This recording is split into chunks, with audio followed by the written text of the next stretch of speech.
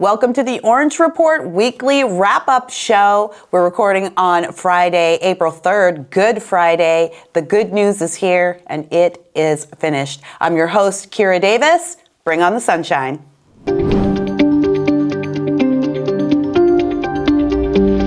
Well, our first story that we're going to cover for this week's wrap-up episode, I covered in the Monday show. We do our live shows, of course, Monday, Tuesday, and now Thursdays, and we do our wrap-up show on Friday. And on Monday, I talked to you guys a little bit about my CPAC experience. If you don't know what CPAC is, that's the big conservative political action conference that happens every year. You've probably seen clips from there over the years, from President Trump or other conservative dignitaries. Last year, Elon Musk was there, and Milei from Argentina, and it was a great time. And I go every year as a member of the conservative press. I've been doing it almost every year for 15 years. And this year it was in Dallas, Texas. That's a little different. It's usually on the East Coast in Washington, D.C. And it was not a great experience. And a lot of people had some complaints about CPAC this year. I did, especially not just as a member of the press, but as just a normal attendee. It was a very strange experience. A lot of people are asking, is CPAC dead? This has been a huge political action conference over the years for Republicans and conservatives. A lot of people asking, is CPAC finally dead? I don't know, but here's what I saw. In coming back from CPAC, I will say this, I found it to be very disturbing as well, because even at CPAC, the foreign presence was out of control. We were probably numbered by foreigners at CPAC this year, 2-1. I know the press was. I've never seen so much foreign press at CPAC, and I've been there almost every year for 15 years, almost. I've never seen the foreign press like that. And not that they're combative or aggressive, nothing like that. None of them seemed to be hostile. There were some hostile press there, but they were ours. You know, CNN was there, but foreign press, no, it wasn't a lot of hostile press there. A lot of foreigners, a lot of Iranians there. And you know what? The CPAC crowd wasn't really that happy with them. They really weren't. I don't, by the way, I heard Mercedes Schlapp say that it's very divided. The support for the Iranian war was very divided at CPAC. I didn't see that, and I don't understand what she saw. I don't understand how she saw it, because the Schlapps were MIA almost the whole time. They stayed in their back room, VIP rooms, and green rooms. They didn't mix and mingle. None of the VIPs did. There was no place to do it. So I don't know what she thinks she saw, but I was on the ground with the normies out there all week. And no, it wasn't like that at all. But what people didn't like people are very supportive of freedom. We're conservatives. We're liberty minded. We were happy to see Iranians happy, but a lot of them were carrying around their Islamic Republic flags. And that's very uncomfortable to see at CPAC, no matter what's going on in their country. Some of them were carrying American and Israeli flags as well. Those people felt a little more comfortable, and I think they got the vibe. They read the room, and they did the right thing. But the Iranians were loud. They were aggressive. We didn't really understand a lot of what they were chanting and saying. They were making a lot of noise. They're not the only ones. It happens every year. There's a group. Every year there's a big political group. You know, whatever is going on, that group comes to CPAC, and they're the superstars, and it's super fun. And last year it was J6ers. Before that, it was Loudoun County parents. I've seen all kinds of causes come and go, and cause celebs come and go. But it just was, it was a weird vibe. It was a foreign vibe. It was a foreign vibe. It really was. It made me, when I heard Mercedes talk about this division in the crowd over the Iranian war, it made me even more suspicious, because I thought, wow, there's so much foreign influence here. And she is giving this point of view that isn't representative of what's happening among conservatives on the ground. I don't know what's wrong over there, but something's gone wrong. And I don't know that CPAC is a gathering place for conservatives at this moment. Not what I saw. So that combined with my experience moving through DFW, and by the way, I waited to post that. I sent the video to a couple of friends and we were just gossiping back and forth. But I was like, I'm not going to post this until I touch down in Orange County.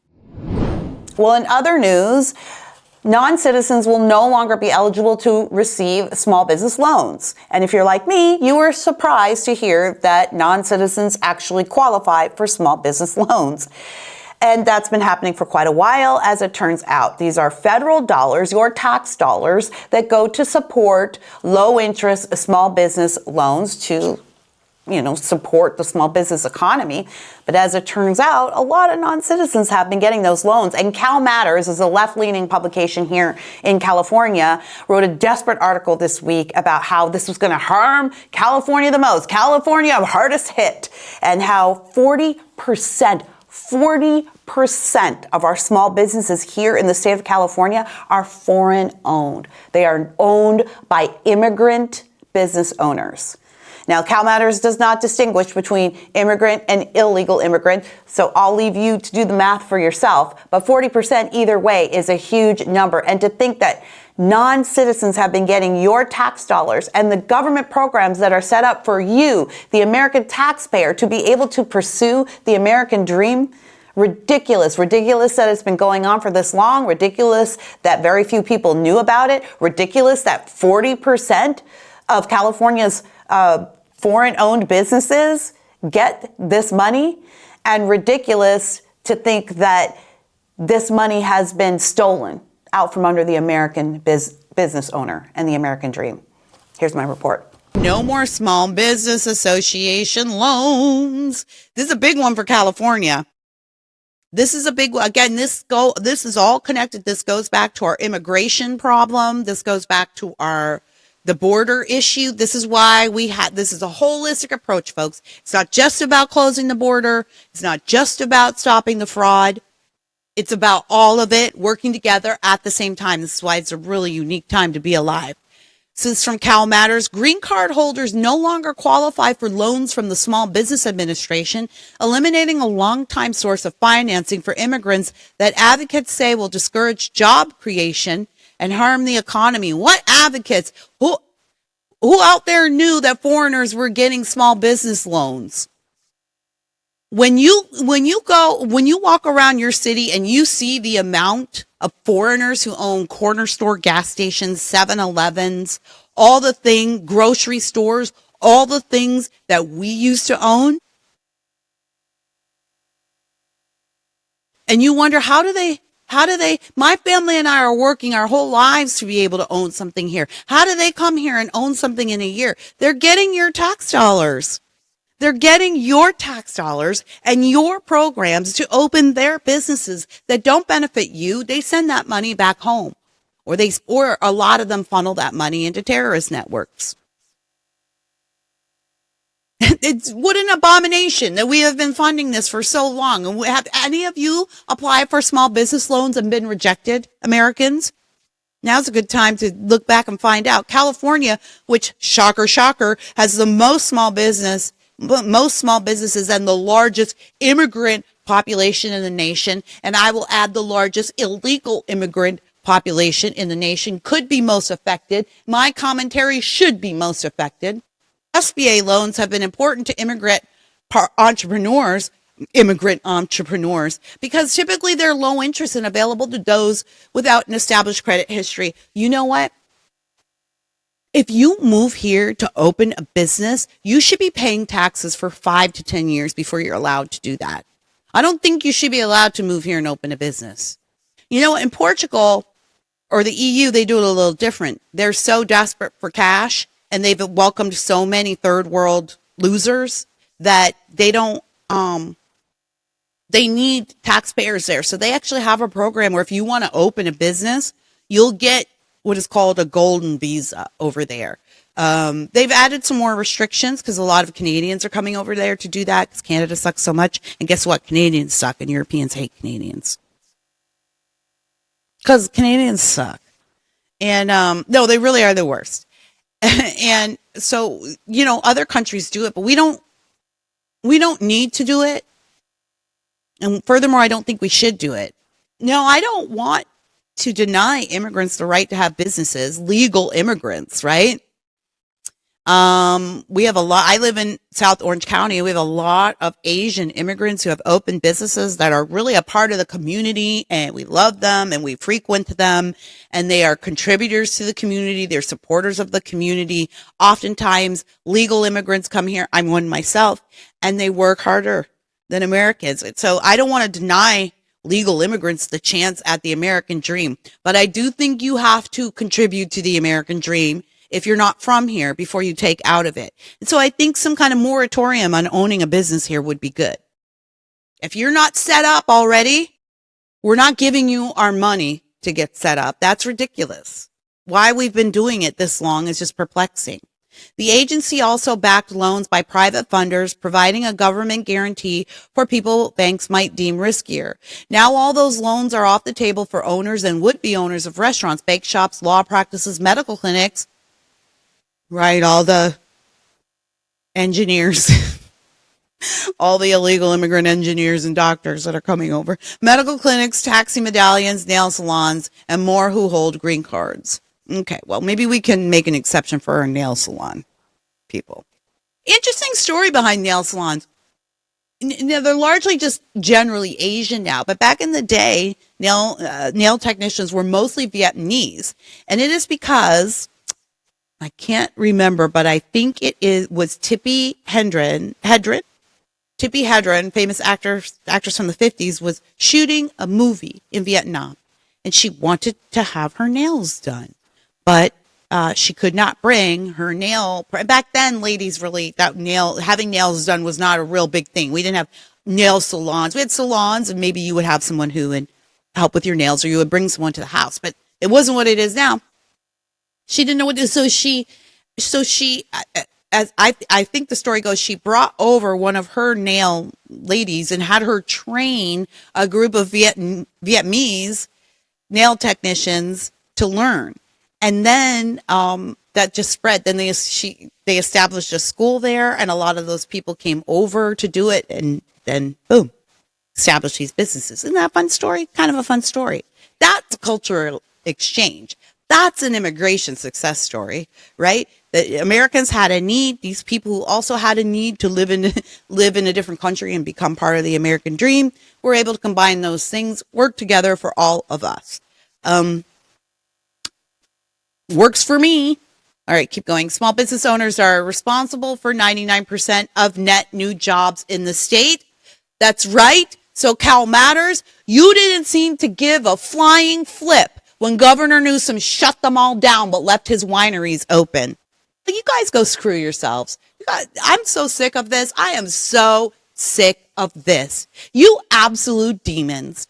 I'm sick of the hypocrisy. I'm sick of the idea we're supposed to sit back and pretend that these people weren't complete traitors.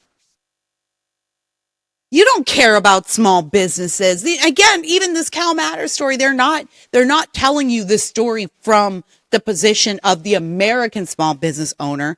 They're asking you to feel sorry for the foreign small business owner. But the foreign small business owners were out on the street selling their tacos and tamales in their makeshift carts right in front of the small businesses that our government shut down. This should make everybody mad, especially you, Cal Matters, you absolute cowards. Cowards. Can't even form my words right. Immigrant entrepreneurs make up 40% of the state's business community. Well, that's not good. And generated $28.4 billion of income in 2023. Also not good. Tell us where the money goes. Cal Matters, that'd be an interesting. Now, I already know where it goes because other entities have already done this research. And about 80% of funds earned by immigrants, illegal or otherwise, go back to other countries. This is why the Trump administration is working to shut down wire transfer. That's why. That'll help a lot.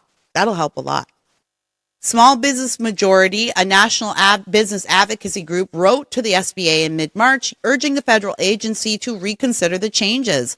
The letter was signed by dozens of state and national groups and chambers of commerce. You guys didn't do one damn thing.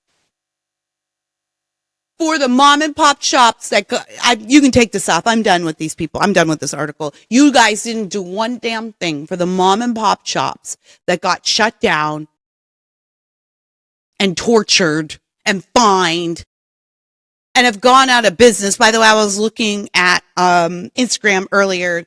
My friend Tanya, she's highly Jewish on Instagram. Some of you might be a big fan of hers. I guess she has a big following. Just met her through a friend. She's super cool. She's running for council in WeHo. If you're in WeHo, you should definitely follow Tanya, highly Jewish.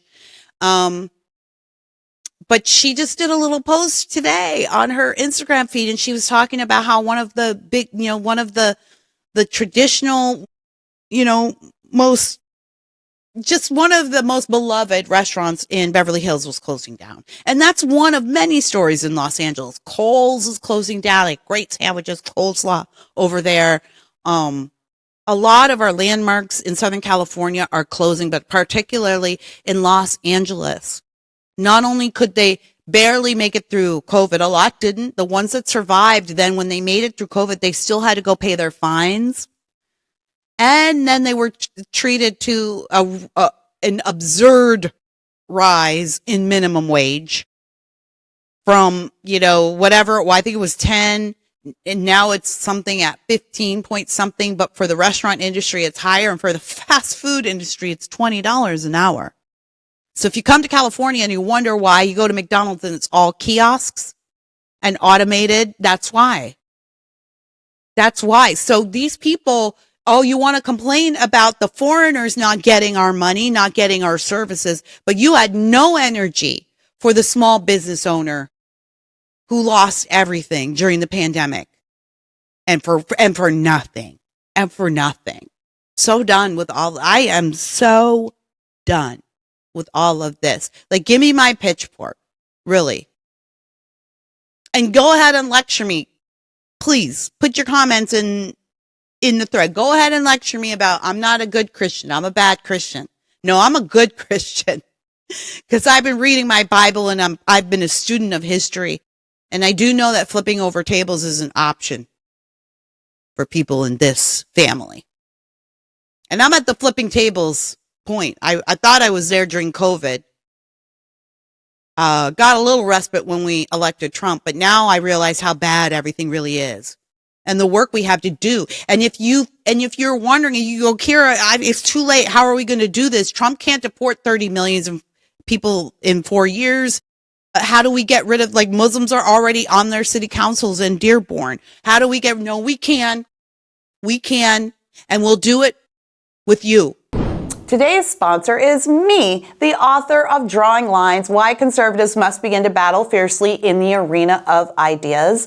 Host and former FBI Deputy Director Dan Bongino calls it a no-holds-barred battle plan for conservatives. This book is more relevant today than ever. This book will tell you how to get involved right where you are, how to get motivated, what areas you should be focusing on, and what you can do in your little spot in America. Not everyone can run for office, not everyone can be Donald Trump, but everyone has a spot in this battle, and that's what my book is about. Drawing your line right where you stand and telling the enemy here and no further. Go buy my book, available on Amazon or wherever fine books are sold.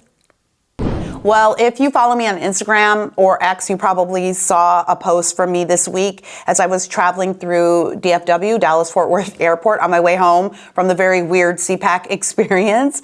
And I have a habit of stopping through airport chapels. I love airport chapels. A lot of people don't know we have airport chapels. I can't remember how long it's been since I discovered them, maybe 20 years or more. But since then, I've always been fascinated with the idea of being able to stop in a holy place inside the airport terminal and have a quiet moment in a chapel. A lot of these chapels are interfaith. They're set up for anybody to go there and find spiritual respite, but it's a chapel, right? These are chapels, and only one religion uses chapels. And so normally, through all these years, I've gone to the chapels, and they've been largely dedicated to Christianity, as you would expect a chapel to be.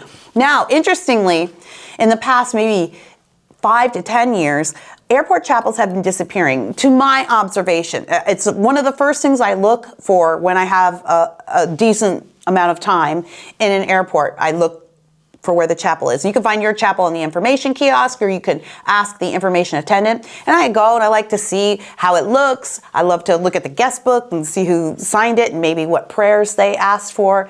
And I've noticed that they've been disappearing. And when I go ask, where is the airport chapel? They'll tell me, oh, it's outside of the terminal. They started putting the chapels outside of the terminal, which I thought, okay, that's not very cool. Isn't the chapel for travelers? Once you get in, that's when you're really doing your traveling. But I thought that was probably a symptom of the left wing, sort of, getting into our airports and all of that. So when I came through Dallas recently on my way home from CPAC, I noticed that they had reopened their chapels. It's been many years since I've been there, so I don't know how long they've been open. But there were 3 inside the terminal, 2 more outside the terminal. Wow, isn't that amazing? I thought to myself, how cool. Jesus is back. Well, I visited 2 of the 3 chapels inside the security terminal in DFW, and I didn't find much representation of Jesus in those terminals. It was actually a deeply disturbing experience, and it's since gone viral. Check it out. Now's a good time to talk about what I went through when I was coming through Dallas on the way back from CPAC. I had a very long, I got there very early to DFW, and let's see, which cut is that? Scott, you can just put it up there and let it play while I talk. But I got there very early. I had like 6 hours. And so one of the things I like to do is I like to visit airport chapels. A lot of people don't know that your airports have chapels. And when I found that out many years ago, I made it my mission to go to each one, and they have sign-in books, and I like to read the notes that people leave. And sometimes I take pictures of the prayer requests. And over the years, the chapels have disappeared from our airports. But I still look. Dallas, the last time I checked about 5 or 6 years ago, they were all gone. There was 0. They pull them out, or they either leave them outside the terminal. And so Dallas now has 3, and I thought that's cool. So I'm going to visit all 3 in this airport, but they were not chapels. They were mosques. The first one I went to was empty, but it felt very Muslim, and there were prayer rugs everywhere and Muslim imagery on the wall. One little Christian prayer bench, like for the Catholics, and a few Bibles, but really it felt Muslim. And then I didn't stay, and I went to the second one. And the second one, when I went in there, there was a gentleman. You can take this off now, Scott. There was a gentleman in there. He was an employee. He had his employee vest on, like he worked on the tarmac or something, and he had his shoes off. I guess Muslims take their shoes off to pray. But he wasn't praying. He was just sitting in the room on his phone. He was actually watching a video out loud. Violation number 1, deportation immediately. He was watching a video on his phone in this chapel. The chapel is empty. These chapels typically are. Most people don't know they're there. So I went in, and when I went in, I said, "Oh, hello." I spoke out loud thinking he would turn his phone down when I walked in the room, understanding that this is an interfaith chapel. I'll get to that in a minute. But he did not. And he was clearly annoyed that I was there, but I sat and I prayed, and then he kept his phone on. And so I just started reading the Bible out loud. I actually just started saying the Lord's Prayer, reading the Bible. And I thought he was on a break and he might leave, but he waited. And so he was there for, 10 minutes, 15 minutes. And another gentleman came in and joined him. And then they had a very heated conversation. I could tell it was about me. And I heard English words. It was in Arabic. I heard English words like Islam, Palm Sunday, and Mecca or something like that. But it wasn't the words that they said. It was just the energy. It was aggressive. And then, so then they both sat down and they both decided, I could tell they were just going to wait. They're going to wait to see if I finished. And I think it was at that moment I was determined to not leave. I said, I'm not leaving this space. There's only one religion, folks. That the idea of having a chapel anywhere, an interfaith chapel, is an abomination. A chapel, there is only one religion that uses chapels. Jews don't use chapels. Muslims don't use chapels. Christians use chapels. That's why we have them in airports. It's really for the Christian nation that is traveling in and out of the airports. That's what it is. It's a marker of God's territory in our airports. And I think it's an appropriate place to have a chapel when people go through and they're nervous. Many are on their way to see family after tragedy, that kind of stuff. On their way to military deployments, a chapel is a good thing. An interfaith chapel is an abomination. We should not be worshiping next to Muslims. That's an abomination to God. So and by the way, Jews don't use the interfaith chapels. They get their business done elsewhere on their own time. And even if they did, I know I would never have any problems with them. I've never had any problems worshiping in public with Jews. Never. And maybe they don't like it. I get that. Maybe they don't respect my faith. They don't like my faith. I get that. I'm not ignorant of it. But I do know that they understand the culture that they're in, the majority culture that they're in. And most Jews that I know respect Christian domination of Western culture because it's led to a lot of prosperity. And as long as we're all living together, it's fine. But we do have a common enemy, and it is Islam. It is. And they take over the spaces they're in. They don't share them. And that's what happened to me in Dallas. They weren't going to share it. I was sharing. I was going to share. I was sitting there quietly praying and minding my own business. And then I figured, you know what? These guys work here. They both were employees. I'm here on a 6-hour layover. I got time. They got to go back to work.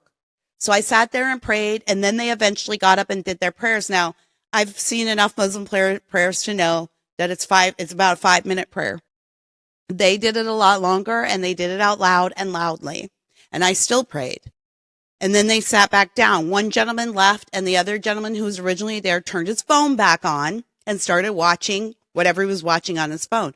So I started praying out loud. I got a little emotional because it was Palm Sunday, and I was thinking about some situations in my life.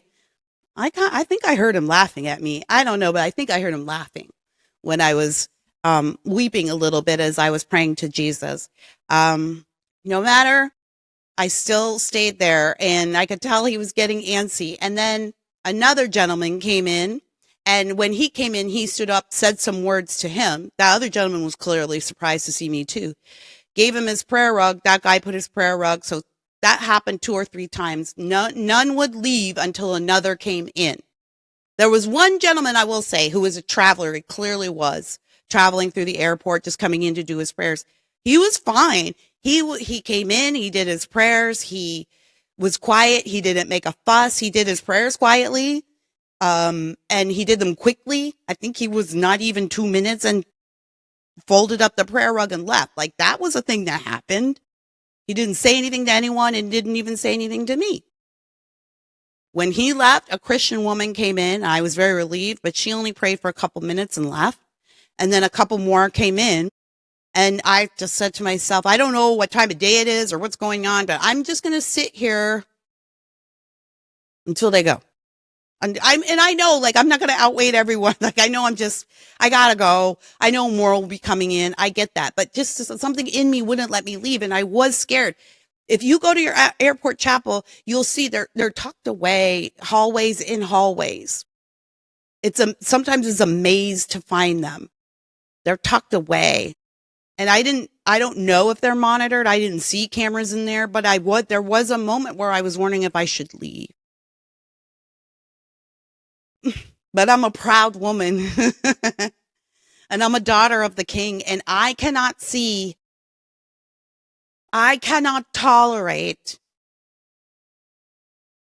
other claims to his kingdom. I will not tolerate it. And I think we've been tolerating it for too long.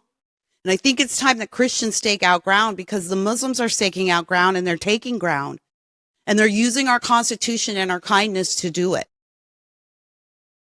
We have a problem here. We have a real problem. And it's compounded by the fact that most of our major airports are staffed almost exclusively by Muslims.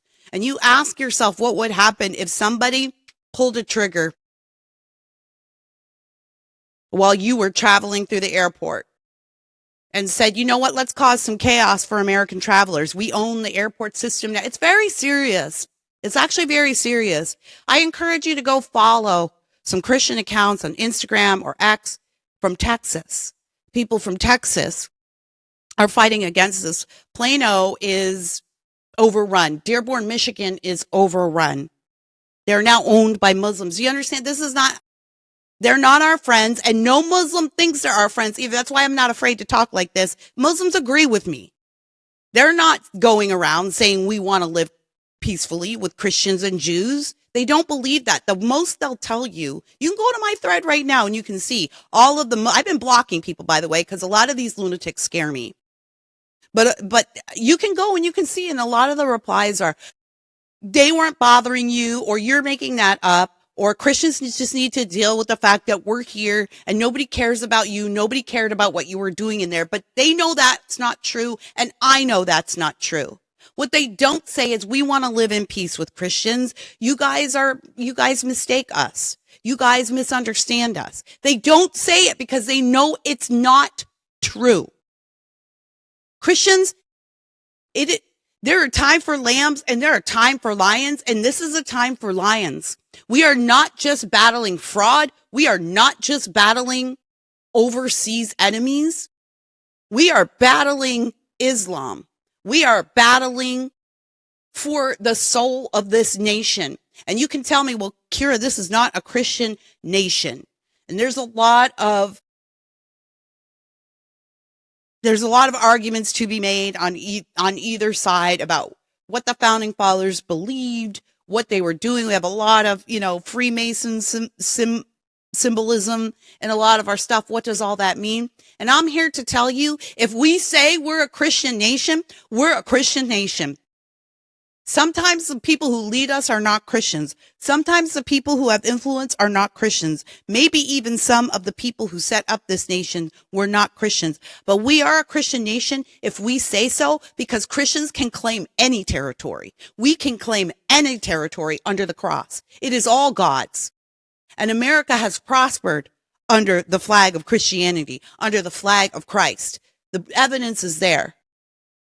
So now is the time for lions. The time for lambs is over. I don't know why I, a woman, have to be the person to do this, to sit there in the face of Muslim men and feel uncomfortable and feel unwelcome in my own space, in a chapel. There is no such thing as an interfaith space, and should not be. And I don't think even Muslims you can't go to a Muslim mosque, as if there's any other kind. You can't go to a mosque with your Bible and pray with them there. Christians, especially the Catholics, I don't know what's wrong with y'all, but a lot of the Catholics invite the Muslims in, and you know what they do? They plant flags. They're not going to worship with you. They're going to take over your space. And when you invite them in, they see that as capitulation. Stop.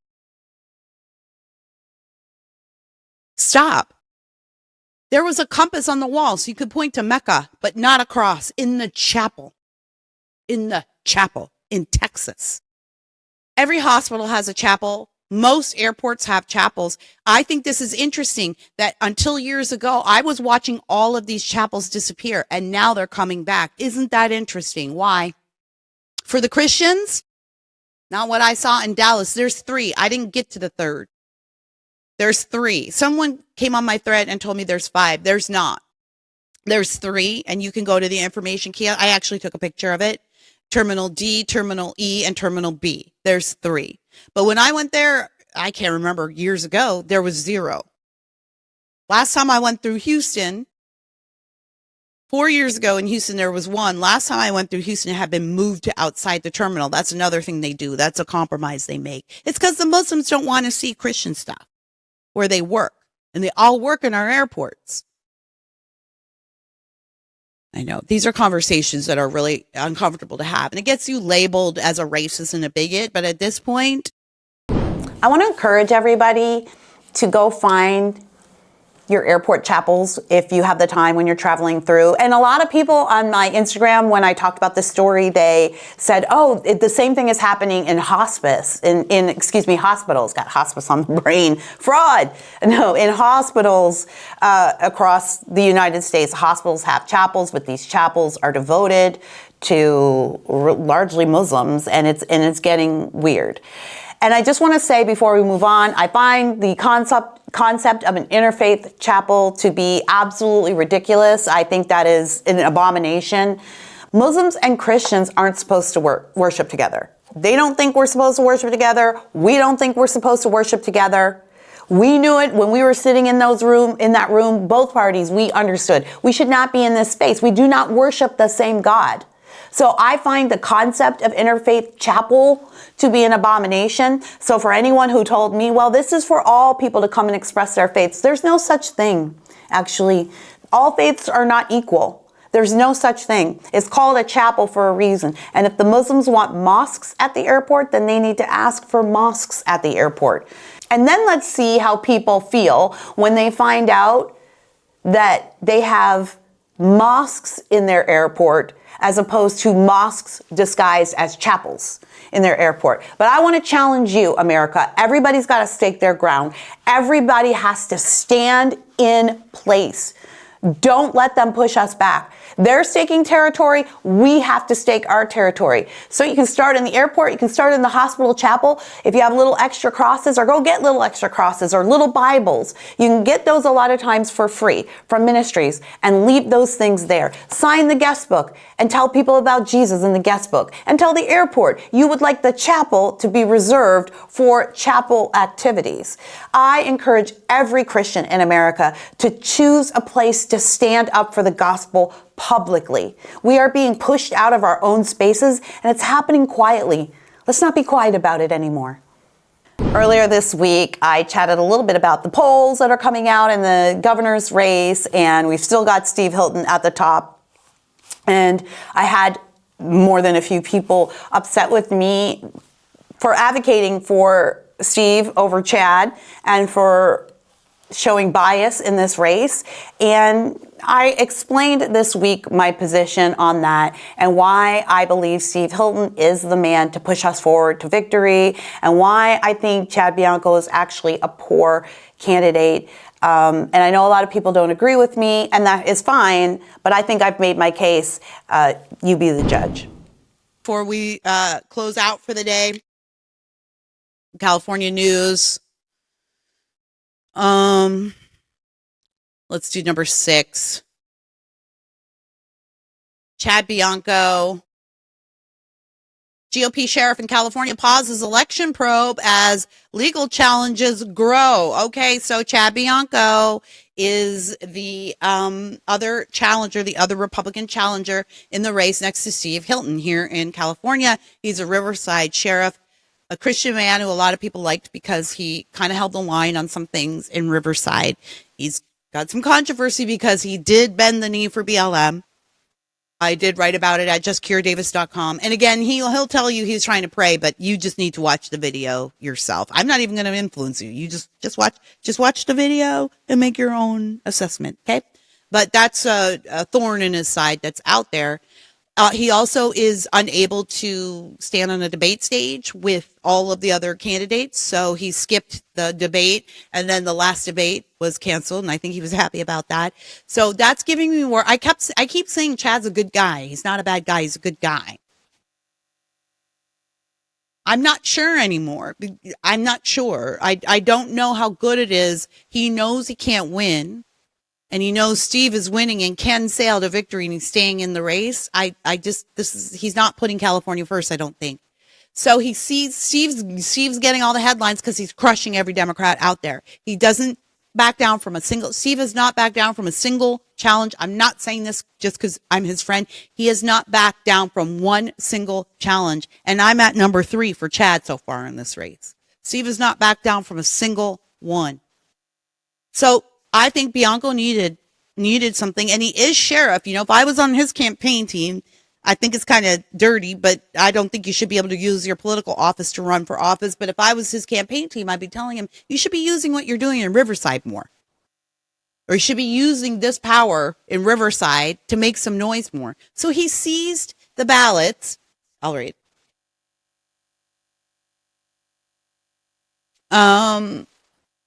Riverside County Sheriff Chad Bianco said in a statement Saturday his office has put the investigation on hold. Okay, let let me go down here. Bianco previously said that the investigation and the seizure of more than 650,000 ballots cast in the November election was legal and approved by a Riverside County judge.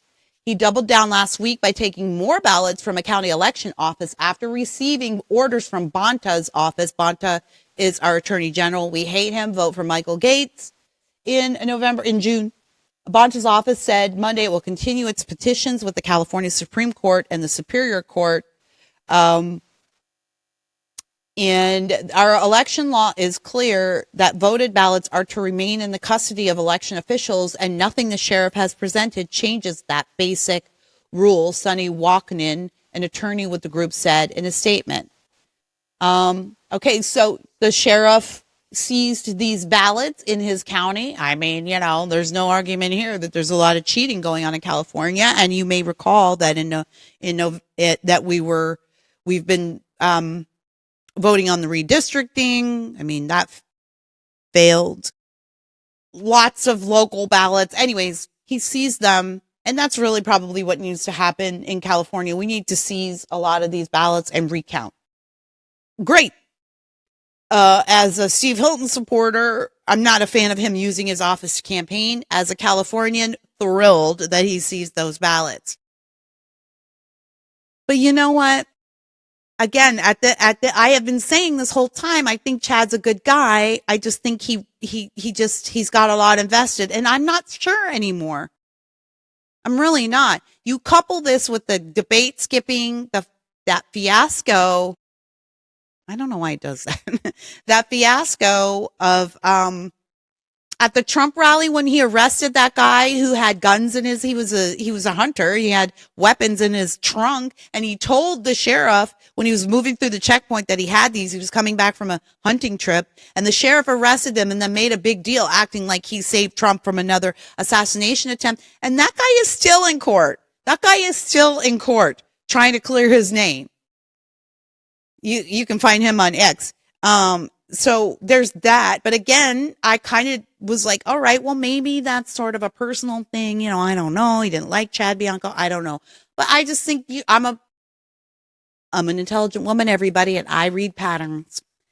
And when Chad capitulating to that BLM crowd, I watched them in that video scream at him. This is what really turned my stomach, because I had always watched a video with no sound. And to me, I think he could have made a case that he was praying. I watched it with no sound. It wasn't until I watched the video with sound and they were screaming at him. They were ordering him to take the knee. And that's the way they framed it. Take the knee, take the knee, take the knee. The man in front of him never took the knee with him. He allowed Chad to bow down in front of him, crotch level. Take the knee, take the knee. And Chad took the knee. And that as a black woman, that actually made me very uneasy. It made me very uneasy because I see the destruction of white guilt, how that can destroy the law, the rule of law and order. And I find it very distasteful. If you've never read White Guilt by Shelby Steele, you should. It'll change your life. And I do find white guilt to be a very destructive political tool. And that's what I thought Chad was engaging in. But now that I was happy he took those ballots, but now he's given those ballots up. Now he's dropped it. See, what did I say? And I got a lot of blowback from people, from Chad fans when I wrote this, and I said, and I know it sounded harsh at the time, but I said, if he's willing to kneel in front of a mob that demands he take the knee, quote, that he take the knee, if he is so weak, he would kneel in front of them after just a little bit of pressure. Who else would he kneel to if he went to the supermajority legislature in Sacramento? And it's a pressure cooker up there. That's why Steve's plan is brilliant. He's trying to go with a team. So he's got some backup there. It's a brilliant plan. The golden ticket is a brilliant plan. Everybody should be voting for it. I don't even know what's controversial at this point. But, I just realized that I don't think we can count on Chad to hold the line. I really don't. Again, I'm not trying to be mean. I'm not trying to be cruel. I'm not trying to be cruel to a Christian brother in Christ. My sister in Christ, Sonia Shaw, loves Chad, and I know she's not happy with me. I told her to come over to Steve's team. I think she needs to be on the golden ticket, but she loves Chad. That's my Christian brother. Okay, great. I believe that, but I just don't think Chad is the guy. I don't think he is the guy who can stand in front of pressure, because that seizure of that 650,000 ballots, that could have been a game changer for all of us. If he had held the line on that, that could have been a game changer. Watch him get every spot on every broadcast, on every conservative broadcast. Right now, Steve's got all that. Chad gets a little. Steve's got all that. And yeah, Fox News is friendly to Steve because he's a former host. But they've had Chad on there, and they would, if he was doing something incredibly important, like what he purported to be doing in Riverside. But then he gave it up. So what else is he going to give up when we send him to Sacramento? People, this is not politics as usual, and we are not in a normal election cycle. We're all going to have to do things we don't want to do. We're all going to have to make decisions we don't want to make. We're all going to have to be mean to people we don't want to be mean to. But here's what's going to happen. All you people that are out there arguing Chad, Steve, bitching at me because I support Steve and I don't support Chad and I won't support Chad. And I can say whatever I want from my platform. Everybody, I can say whatever I want. I'm under no obligation to be even-handed. I'm not a journalist. I'm an opinion journalist. Yes, Robin, I love you so much. I love that you come and yell at me on my page. I genuinely do.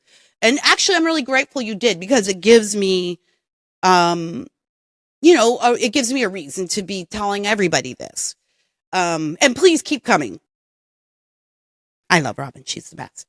Please keep coming to my page and being angry with me, because it helps me get a gauge on, what people are thinking, but it gives me the opportunity to remind people that I'm under no obligation to be even-handed. I'm not a journalist. I'm an opinion journalist. I research stories and then I render an opinion on it. It's an actual job. It's made me good money over the years. So I just think it's time for everybody to understand the moment that we are in. You are going to have to make decisions that don't necessarily feel 100% to you. And if I thought, and I mean this with every fiber of my being, if I thought Chad Bianco was going to be the guy who could face all of these Democrats and win, I'd be supporting Chad. And in fact, when I thought he was going to be the only guy in the race, before I knew if Steve was going to get in, I was like, great, Chad's cool. The parents love him. My mom friends love him. If I thought Chad was going to win, I would be Team Chad, but he's not going to win. He can't win. All he can do now is actually prevent any Republican from moving forward. So I think it is indicative of the kind of candidate he is, that he made a big deal of that seizure and then quietly let it go. And I think Chad supporters need to think about that. Look, it's do or die time. It's not a regular election cycle. I just want to encourage everybody to kind of get uncomfortable, and don't be afraid to say the uncomfortable things to each other either, because we're not going to be able to clarify how we feel about this. And some people are not going to be clear unless they can ask the questions and hear the answers. So say the uncomfortable things, have the arguments, debate, do all that stuff. That's important too. I know whom I've chosen, because I think that is the way to victory. If you disagree, then be vocal about it and let's hash this out. This is really important. I don't think we're going to get another chance. We have to get it right now. Well, finally this week I was perusing Instagram, and there's a Laguna Beach account that I follow, and they're always complaining about the trash on the beach, and it's horrible. It's horrible. Check out the video. You can see all the trash, and it's just from the day before. It just looks like spring break, but every day, especially on the weekends. And it's gotten worse. It's gotten much, much worse. And it wasn't that way when I first arrived in California almost 20 years ago. I know that the Laguna residents are very frustrated. And I have a question, though, for them. Who do you think is doing this? I think I know who's doing it, and it's not us, and it's certainly not the people who live in Laguna Beach and love Laguna Beach. I think, the theme of this show a little bit is getting uncomfortable and saying the truth and standing up, even if it's uncomfortable. I think it's important to identify the culprits and talk about what is really going on here. And then on the tail end of that, I actually connect that story to what's going on here in South Orange County with our Orange County Board of Supervisors representative, Katrina Foley. We've talked a little bit about this mysterious $25,000 grant she's given to the Ladera Ranch Chamber of Commerce. And the head of that Chamber of Commerce is Todd Stearns. He makes an inordinate amount of salary compared to the budget of the Chamber of Commerce. So I had some questions about that, but I had some questions about why Katrina Foley can't account for this money, and neither can the Ladera Ranch Chamber of Commerce. And if you're wondering why this story is connected to the Laguna Beach story, it's because all of these things happen because we don't show up.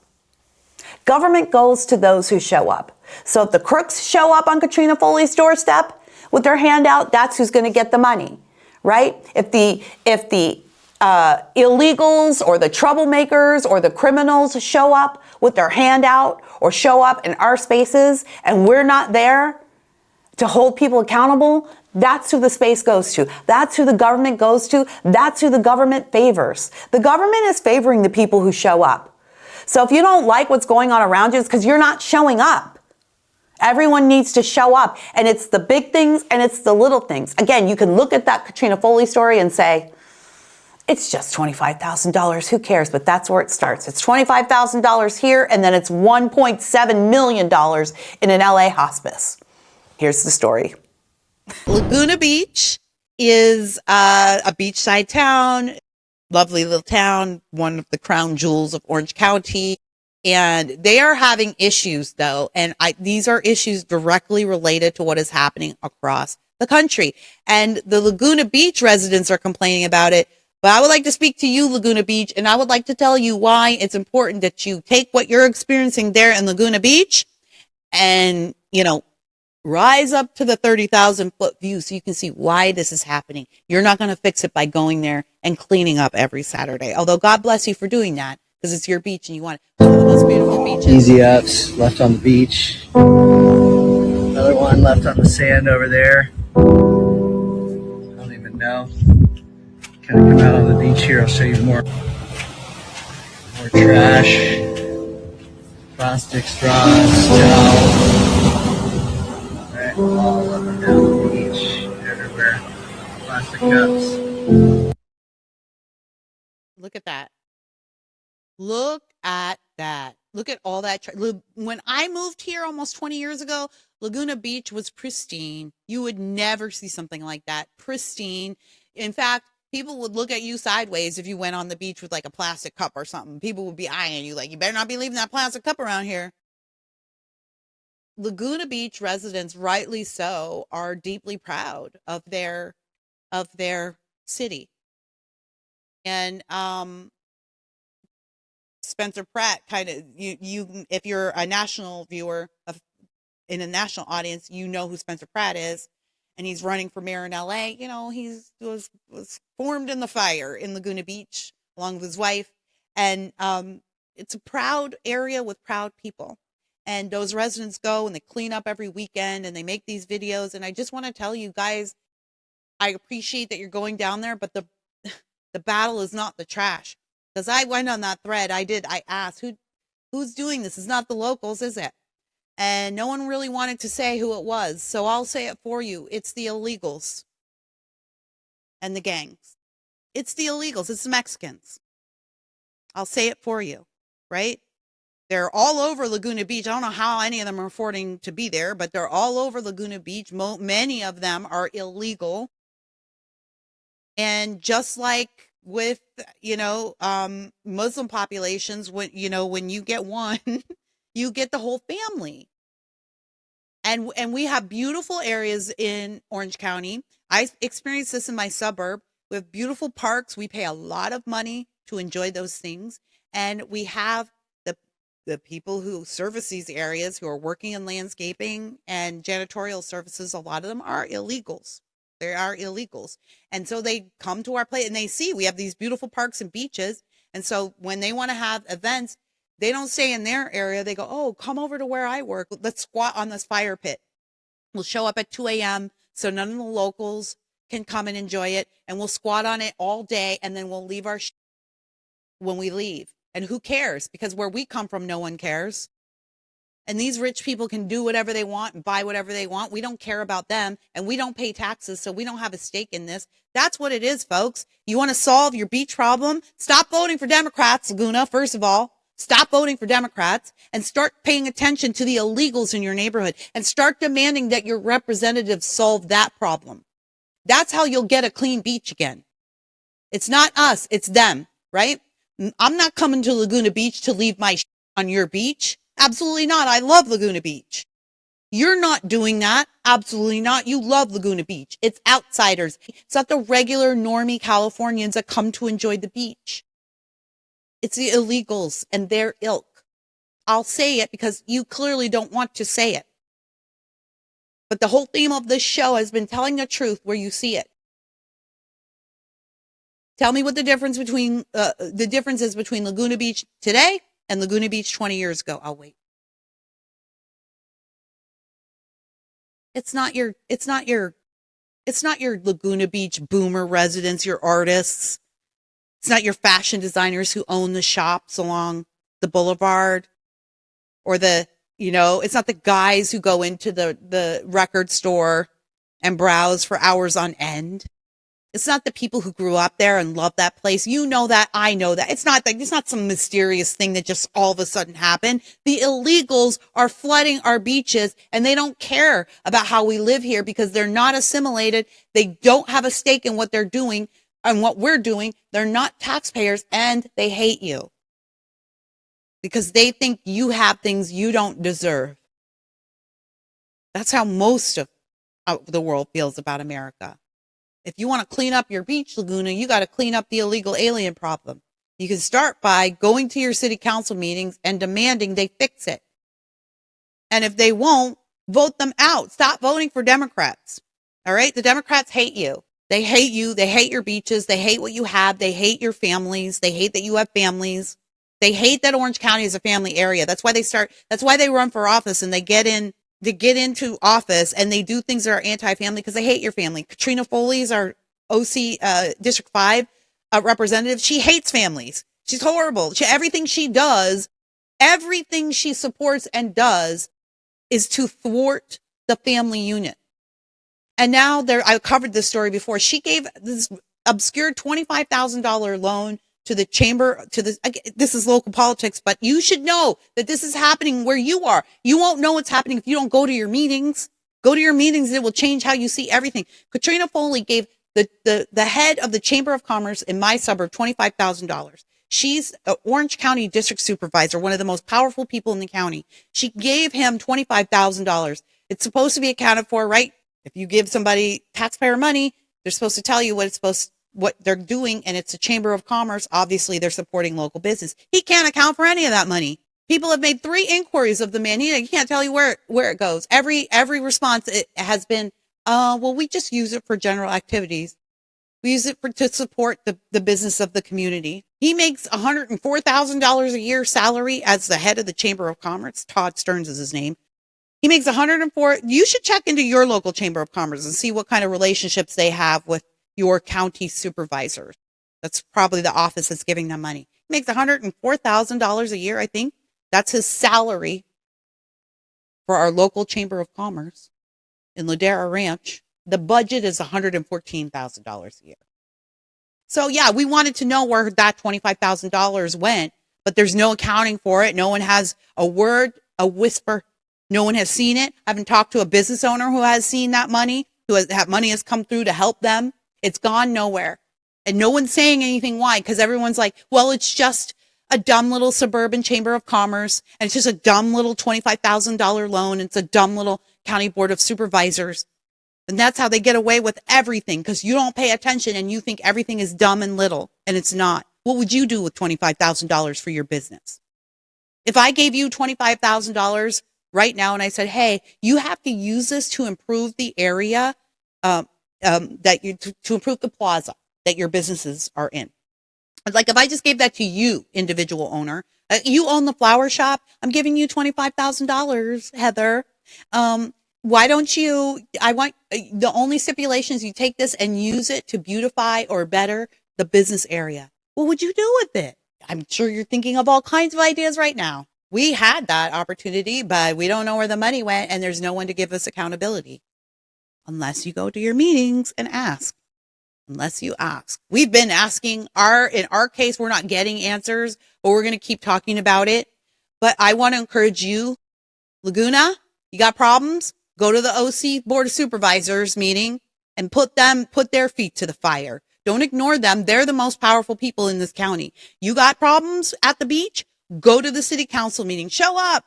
I know some of you have. I'm not scolding you. I know some of you have already been there because I watch your accounts, but I mean, I want to encourage those people who are watching your accounts and not doing anything, just sharing this stuff. Go to the city council meeting and for God's sake, stop voting for these people who hate you. Oh, I know where I was going with that Todd Stern story. This guy is a single man living in a family suburb and he hates families. All he does is talk mean about us. I hear that guy around town all the time. He don't even know I'm listening to him. I hear him all the time. The way he talks about the average family in this suburb is so trashy. He hates you. He hates the idea that you want a single family home, that you want a big family, and you want space for that big family. And he's heading up the Chamber of Commerce in one of the wealthiest suburbs in South Orange County. And we're all just, well, it's just a Chamber of Commerce, is it? And then I want to ask the question, why is Katrina Foley, a Democrat leading a red area in South Orange County, why is she having this cozy relationship with some rando Chamber of Commerce and giving him our tax dollars and not asking for any accountability and not giving us the information when we ask? Why? Why would that be? I'll bet you $1 million you've got the same situation going on in your county. I would love to hear from you. Get thee to a meeting, California. It will change your life, I promise. All right. Now it is time for our favorite series, dubbed Gavin Newsom. What is Gavin Newsom really saying? This week we caught the governor crying. What is America's worst governor crying about? Well, we delved deep into his mind to figure out just what Gavin really is saying. It does bother me. I know these kids see right through me. I can tell all of you see right through me. And it hurts. It hurts. I don't like it when you make fun of my hair. I don't like it when these kids make fun of me. It reminds me when I was a kid and everyone hated me. I don't like it when people make fun of having an affair with my best friend's wife or my wife sleeping with Harvey Weinstein. It hurts. It hurts. I don't like when people make fun of my made-up dyslexia. All I want to do is run for president. All I want to do is get out of California and go to the White House. And it hurts that people don't believe me. All I want to do is run for president. It hurts my feelings that people don't want me to be president. So I ruined California. So what? What do you want from me? The standards that people have are just unrealistic. They want me to solve homelessness, solve the insurance crisis, solve the human trafficking problem, solve the education crisis, solve the economic crisis, solve the housing crisis. And it seems so unfair, and it really does sting me to my core when people ask me to do my job, because they know I'm not doing this job. I'm not here for this job. I'm here for the next job. And I can't tell people enough. They won't believe me. They think that I'm just some empty suit, and I'm not. I have goals. I have desires. I have plans, but none of them are for you, California. None of them are to fix what I've done to California. I don't think that's my job. And I don't think you guys think that's my job either. Right? You guys get it. I'm not supposed to be a dumb governor. Okay. I love that. Thanks, Gavin. Good luck out there in 2028. And we hear your wife's out there making some waves too. We can't wait to dub her. You guys are a great couple. All right, well, everybody, we are recording this episode on Good Friday, and it is a Good Friday indeed. Today is the good news. Today marks victory, because today is when we celebrate Jesus finishing his work on the cross for us. And so, in light of that, I would like to read to you from the good book, from the book of John, a little bit on this Good Friday. Chapter 19, verse 25. Near the cross of Jesus stood his mother's sister Mary, the wife of Clopas, and Mary Magdalene. When Jesus saw his mother there and the disciple whom he loved standing nearby, he said to her, "Woman, here is your son," and to the disciple, "Here is your mother." From that time on, this disciple took her into his home. Later, knowing that everything had now been finished, and so that scripture would be fulfilled, Jesus said, "I am thirsty." A jar of wine vinegar was there, so they soaked a sponge in it, put the sponge on a stalk of the hyssop plant, and lifted it to Jesus' lips. When he had received the drink, Jesus said, "It is finished." With that, he bowed his head and gave up his spirit. I started from verse 25 because it's actually one of my favorite passages in the Bible. When Jesus saw his mother standing there and the disciple whom he loved so much. And he said to him, "Woman, here is your son," and to the disciple, "Here is your mother." And I think it's very meaningful that some of Jesus' last words were to tell us to care for each other, to care for the people that he loves, to care for his tribe. He told his best friend, not his brother, his best friend, "Here is my mother, and I love her so much. Care for her." And he told his mother, whom he knew would be broken and hurt, "Here is your son. You care for him. I leave you to each other." And so when his work was finished on the cross, it wasn't just that our sin was absolved and we were given eternal grace. It wasn't just that. But it also was the marking of a new family, him putting this new family together. These people were not related by blood, but here I leave you to each other to care for one another in my absence while I am away preparing my Father's mansion for you. I think it is one of the most beautiful parts of the story. And so I want to encourage everybody to care for his people, care for his flock, care for each other, your neighbor, your brother and sister. This is the commandment that he has left us with. And remember that although the cross was originally a sign of great pain and great torture and great shame, our God is such a great God that he turned that cross on its head and made it a symbol of life, glory, and eternal blessing from God, eternal life with God. So happy Friday. Happy Good Friday to everybody out there. Happy Easter. He is risen.